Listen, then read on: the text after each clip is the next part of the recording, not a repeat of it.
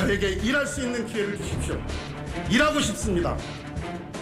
일하고 싶습니다.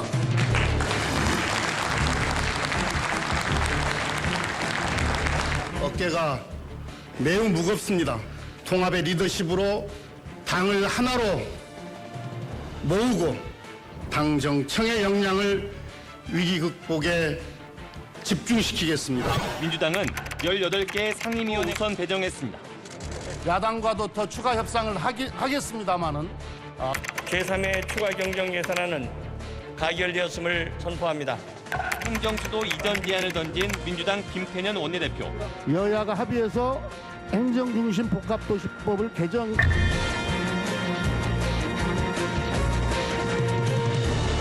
21대 국회 첫 국정감사가 무차별적인 정치 공세에 매몰된 정쟁 국감이 되지 않고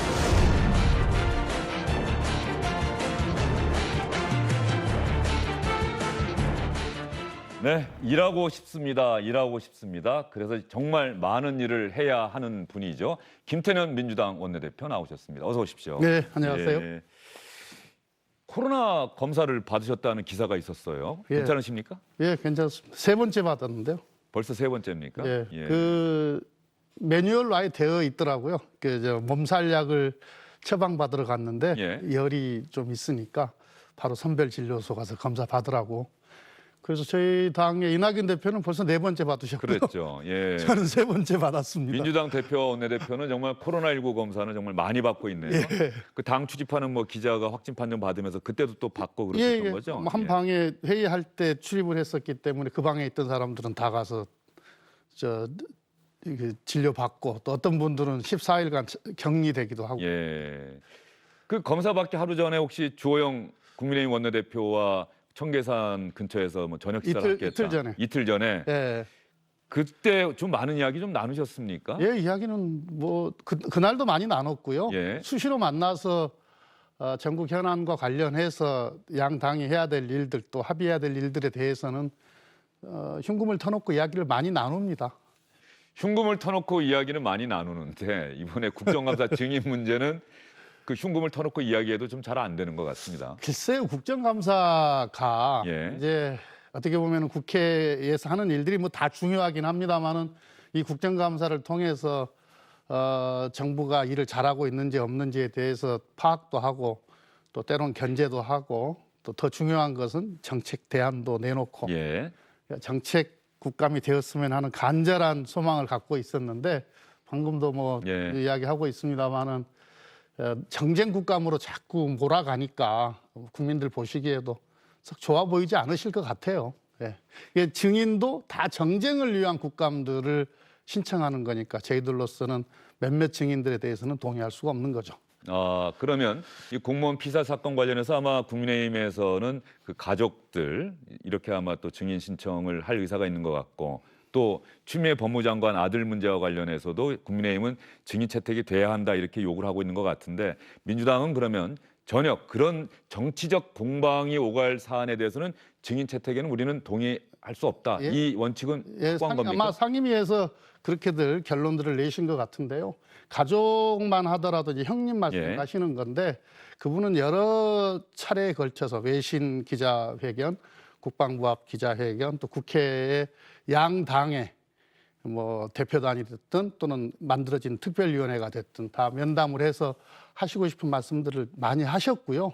그래서 어저께는 이제 그 외통위에서는 외교부 장관 예. 면담을 이렇게 하는 것으로 해서 조정이 됐고요. 추미애 장관 건과 관련해서는 이미 검찰 수사를 통해서 지금까지 제기됐던 그 많은 폭로 의혹들이 다 혐의 없다라고 결론이 난 거 아니겠습니까? 그 해묵은 것을 지금 몇 달째 아닙니까? 최근만 하더라도 지금 한 달 일이 훨씬 넘은 네. 건데 그걸 또 이번 국정감사까지 가져가서 이 코로나 전국에 할 일 많은 국회가 그거 가지고 씨름한다라고 하는 것이 좋아 보이지 않고요. 또 책임 있는 집권 여당으로서는 그런 장을 만들 필요는 없다 이렇게 봅니다. 혹시 민주당이 야당일 때는 가령 이런 사안이 생겼을 때 예. 국정감사를 앞두고 어떻게 했을까 그때 생각해 보면 한두 명 정도라도 지금 뭐 국민의힘 쪽에서는 이 상황 지켜보다가 뭐 국정감사를 혹시 뭐 거부한다거나 불참한다거나 뭐 이런 이야기도 조금씩은 나오는 것 같아요. 지금은 뭐 그래도 하겠다 이게 기조인데 증인이 한 명도 채택이 안 된 상황이니까 과연 되겠느냐 이런 이야기를 하고 있는데. 뭐 한 명도 채택된 건 아니고요. 그 상임위마다 차이가 있는데 정쟁을 위한 증인, 아주 명백한 증인 이건 채택할 수가 없는 거. 예. 이번 국감을 이게 21대 국회에 들어서서 첫 번째 지금 국정감사고 우리 국민들께서는 이 코로나19로 인해서 정말로 많이 힘들거든요. 지금 정말로 많이 힘듭니다. 경제도 어렵고 특히 소상공인, 영세 자영업자들 정말 많이 힘든데 이번 국정감사를 통해서 그래도 국회가 이렇게 힘든 우리 국민들 조금이라도 위로할 수 있는 그런 국회가 되었으면 좋겠다 하는 다들 그런 바람을 가지고 계실 텐데 그 자꾸 뭐 건수 잡았다 뭐 이런 식으로 해서 제가 보기에는 많이 오버하는 것으로 보이고요. 또 우리 국민들께서도 그렇게 보시는 것 같아요. 그러니까 지지율에 그렇게 반영이 되는 거 아니겠습니까? 예, 지지율은 뭐 많은 분들이 여권에는 조금 악재가 아닐까라고 하는 사안들이 불거졌음에도 불구하고 여론조사를 보면 오히려 문재인 대통령 국정 지지도와 여당 지지도는 올라가는 반면에 국민의힘 지지도는 좀 떨어지고 있다. 뭐 이런 기사가 나오기 있긴 하더라고요. 그게 이제 특정 조사 하나가 아니고 여러 조사가 뭐 같은 패턴으로 나온다라고 한다면 그 점을 국민의힘에서는 조금 더 좀 유심히 보고 지금 이렇게 하는 것이 우리 국민들께서 별로 좋아하지 않으시는 거구나, 이쁘게 안 봐주시는 거구나 이렇게 생각하고 빨리 바꿔야죠. 그게 현명한 거죠. 예, 알겠습니다. 지금부터는 우리 김태년 원내대표 아마 많은 정치부 기자들이 오늘 여기 나오신다고 하니까 무슨 말씀하실지 아마 귀를 쫑긋 세우고 아마 듣고 있을 거라는 생각이 드는데 오늘 아침에 국정감사 대책회의에서 이른바 이 양도소득세, 주식거래 양도소득세 과세 기준이 되는 대주주의 요건 10억 원에서 3억 원으로 하향 조정하는 것. 어제 사실 김병욱 의원이 이 자리에 나와서 자기가 그건 2년 유예하도록 한번 열심히 뛰어보겠다고 이야기를 했단 말이죠. 봤어요. 아, 그러셨습니까? 근데 그 부분 관련해서 긍정적으로 해석될 수 있는 이야기를 하셨는데 뭐 2년 유예시키겠다 이렇게 확실하게 말씀하시는 겁니까? 어떻습니까? 원내대표로서 어떻게 하겠다 이 자리에서 그렇게 말씀드리는 것은 우리가 이제 정부하고 합의해서 말씀을 드리는 게 어떻게 보면 시장의 그 혼란을 줄일 수 있는 것이기 때문에 저는 조금 더 책임 있게 말씀드려야 되지 않겠습니까? 다만 이제 이게 지금 만들어진 게 아니고 2017년도에 이제 만들어진 거거든요. 이렇게 50억, 30억, 15억, 10억 이제 이런 식으로 양도소득세 그 대주주 요건을 완화하는 이미 예고가 돼 있었다는 이미 예고가 거죠? 되어 예. 있었고 이제 이게 실행 단계에 들어선 거고 이미 시행령에는 또 그렇게 되어 있습니다. 다만 사정 변경이 생긴 거죠. 그때는 이 거래세가 있었고 거래세는 있고 그 다음에 이 주식 양도소득세와 관련해서 보편과세가 만들어지기 전입니다. 근데 예. 이번 6월달에 2년 후부터는 주식 양도소득세와 관련해서는 보편과세를 하겠다 이렇게 결정을 했고 또 발표를 했기 예. 때문에 사정 변화가 생긴 것 하나와 또 우리 이번에 코로나를 거치면서 정말로 많은 개인 투자자들이 우리 주식 시장을 떠받치고 있는 예. 거거든요. 그 점까지도 고려해서 충분한 당정 협의를 통해서 합리적 방안을 만들어서 조만간에 발표하도록 하겠습니다. 예, 알겠습니다. 지금 정치인들의 문법이 예전과는 많이 다른지 아니면 비슷한지 모르겠습니다만 저는 김태년 원내대표의 지금 말씀은 그래도 유예하는 쪽으로 갈 겁니다라고 이렇게 말씀하시는 것으로 해석이 되는데 일단 협의 결과는 좀 지켜보도록 하겠습니다. 또 하나의 현안에 대해서 한번 여쭤보도록 할게요. 낙태죄가 헌법 불합치 결정을 받았는데 정부의 입법 예고와는 낙태죄 조항 그대로 두되 낙태를 허용하는 새로운 기준을 만들어서 14주 이내는 이제 인부가 요청이 있을 경우에는 허용한다. 그래서 여성계가 반발하고 있는데 일부 민주당 의원들 박주민 의원 또 권인숙 의원은 낙태죄 조항을 삭제하는 쪽으로 자기들은 열심히 이번 정기국회에서 하겠습니다라고 이야기를 했단 말이죠. 원내대표 생각은 어떠세요? 헌법 불합치 판정에 정부는 부합하는 법안을 낼 수밖에 없지 않습니까? 그러니까 이번에 내놓은 법안은 정부로서는 불가피한 조치이고요.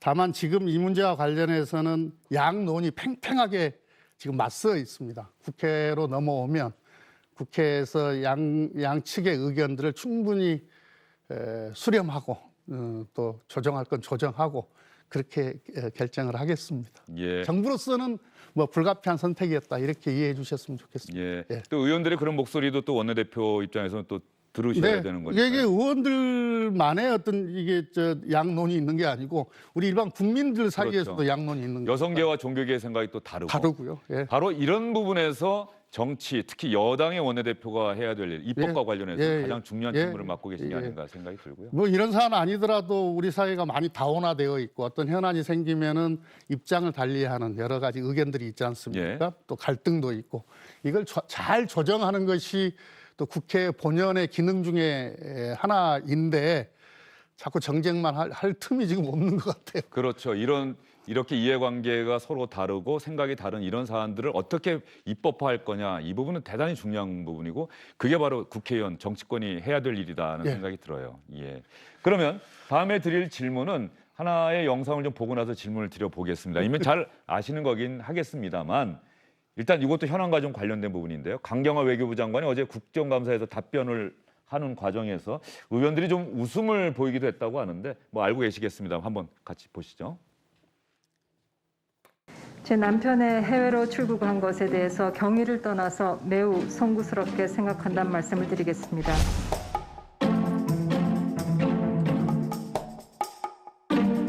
장관님께서는 경위를 떠나서 송구스럽다고 말씀을 하시니까 그래도 저는 이 적반하장식 태도를 보이는 그 추미애 장관님보다는 훨씬 저는 낫다 이런 일단 말씀을 좀 드리면서 그럼에도 불구하고 만류를 했어야 되지 않나요? 만류를 했는데 실패한 건가요? 네, 제가 뭐 개인사이기 때문에 말씀드리기 좀 뭐합니다만 제가 말린다고 말려줄 사람이 아니고요. 그리고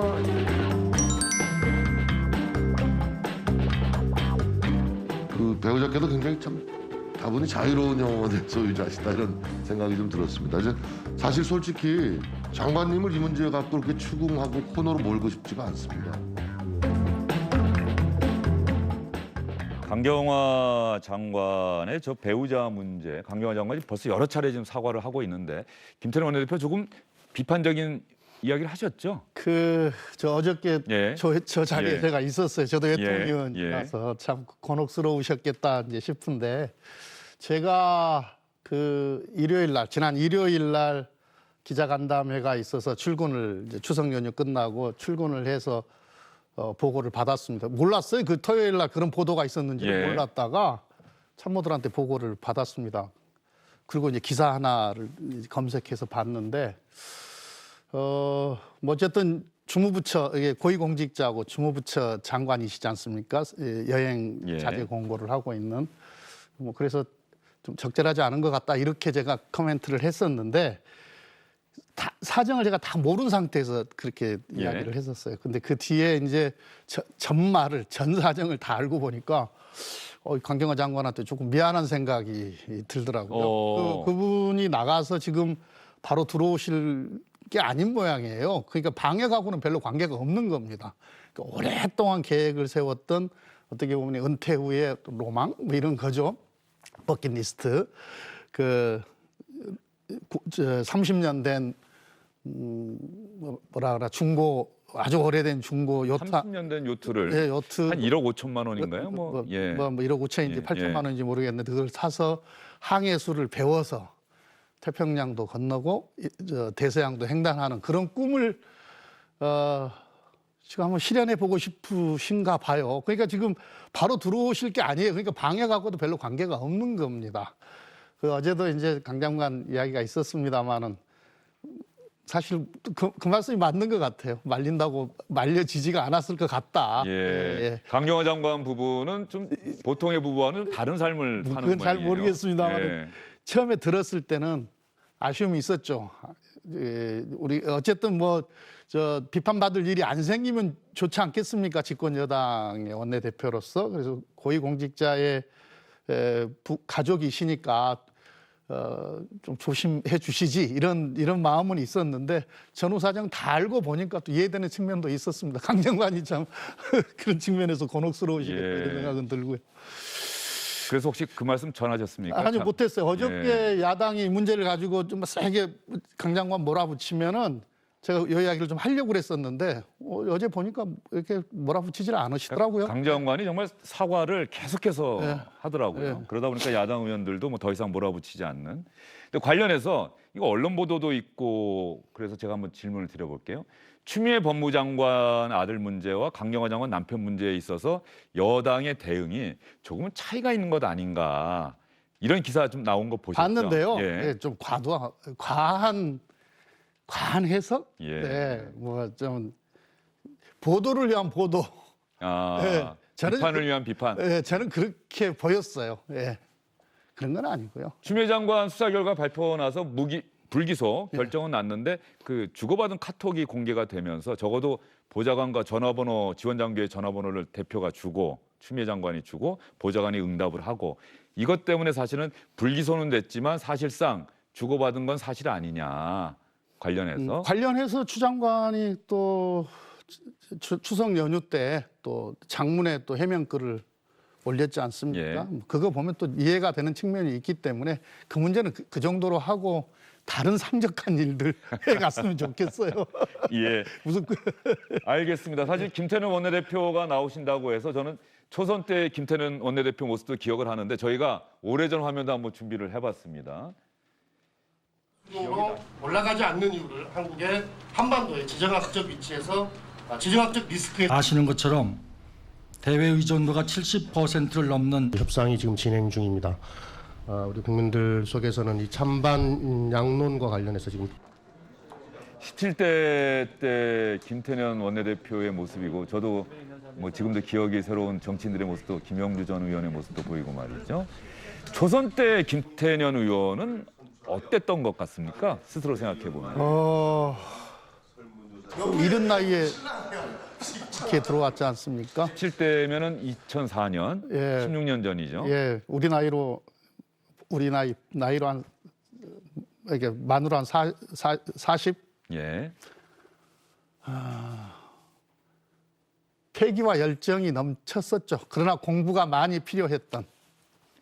지금 이렇게 내가 국정을 책임진 여당의 원내대표가 될 것이다. 한번 하고 싶다는 생각이 있으셨어요? 그때는 그런 생각 별로 안 했던 것 같아요. 예. 그때는 상임위에서 그 상임위 활동에 아주 주력을 했었던 것 같습니다. 아예 그때는 그렇게 마음을 먹었던 것 같아요. 예. 예.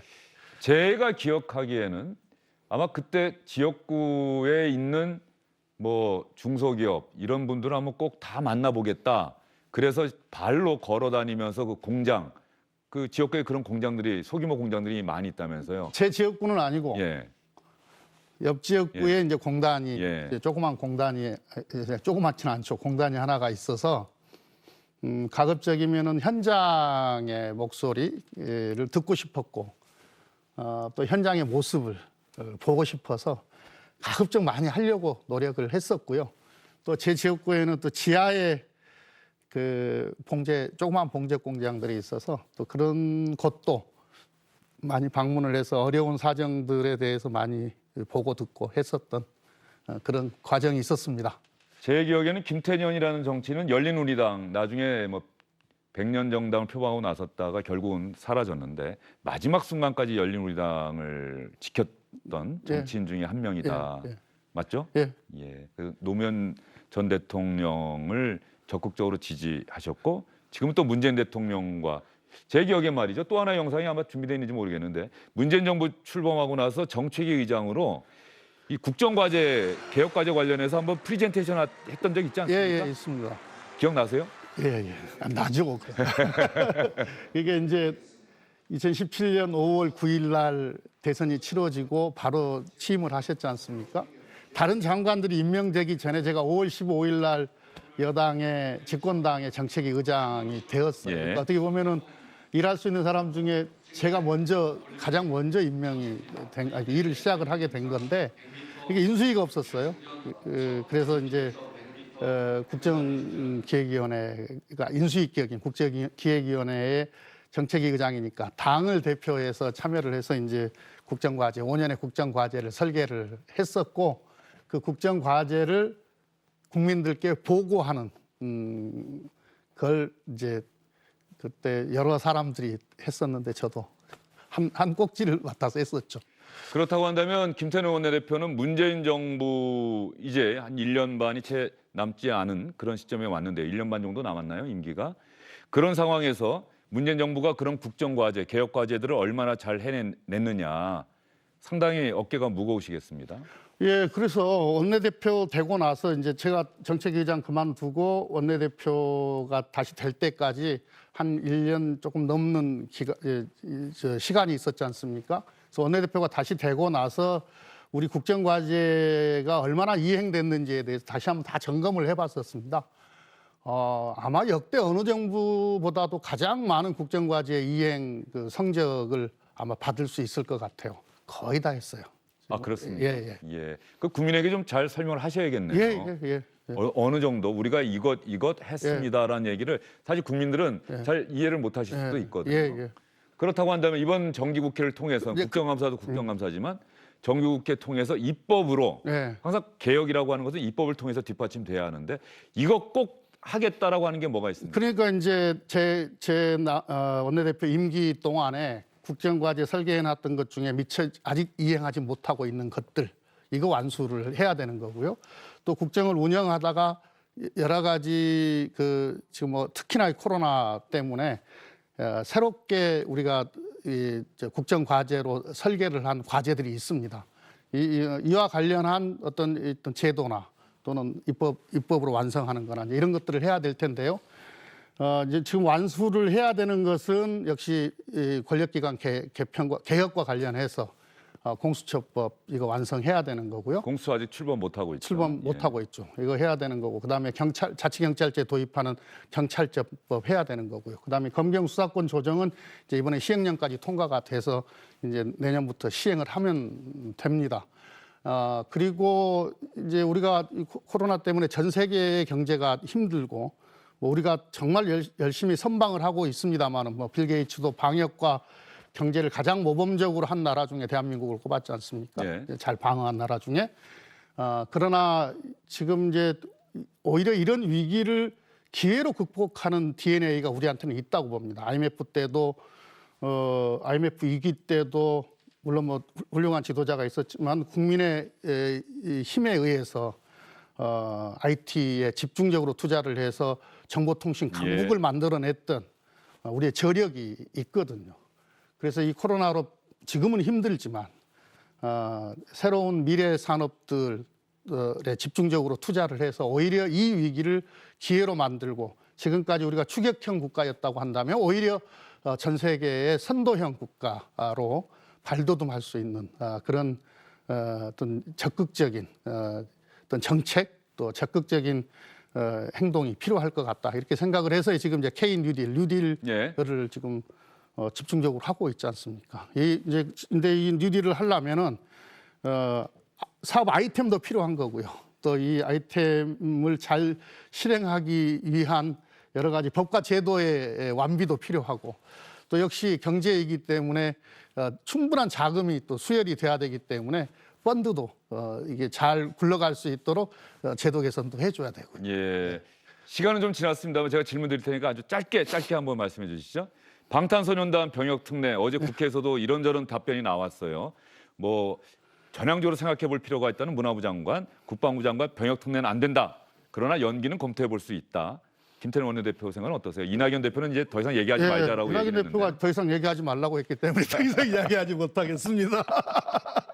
생각은 있으실 것 같은데. 저는 생각이 있는데 어쨌든 이 문제는 국민적인 동의와 합의 이게 전제돼야 되는 거기 때문에 지금은 조금 조심하는 게 좋을 것 같아요. 지금은 조금 말하는 게 조심스러운 상황이다. 또 본인들이 또 병역 의무 이행하겠다고 밝히고 있는 상황에서 정치권에서 또 병역 특례를 주네 안 주네 뭐 이런 이야기가 오히려 부담스러울 수 있다. 어쨌든 대중문화예술인이 좀 차별을 받고 있는 것 아니냐라고 하는 인식을 갖고 있는 분들도 있는 것 같고요. 그 점은 우리가 귀담아 들어야 된다고 봅니다. 그 목소리에 대해서는. 자, 귀한 시간 내주셔서 나오셨는데 말이죠. 시청자분들께 이번 정기국회 상임위원장 혹시 재배정 이거는 전혀 생각 안 하고 계십니까? 이제 지난 얘기입니다. 그건 이미 지난 얘기입니다. 자, 우리 시청자분들께 짧게 이번 정기국회 국정감사 정기국회 때 제가 이것만은 꼭 하겠습니다라고 한번 약속을 해주시죠. 우리 국민들께서 정말로 이 코로나 때문에 많이 힘들고 어렵습니다. 또 때로는 지치기도 한데요. 저희들 정말 사력을 다해서 국민의 삶을 챙기고 경제를 지켜내고 또 일자리를 지켜내는데 최선을 다하도록 하겠습니다. 알겠습니다. 김태년 민주당 원내대표와의 인터뷰였습니다. 코로나19 검사를 벌써 3번 받으셨다고 하는데 건강에도 좀 신경 쓰셔야겠습니다. 오늘 말씀 잘 들었습니다. 네, 감사합니다.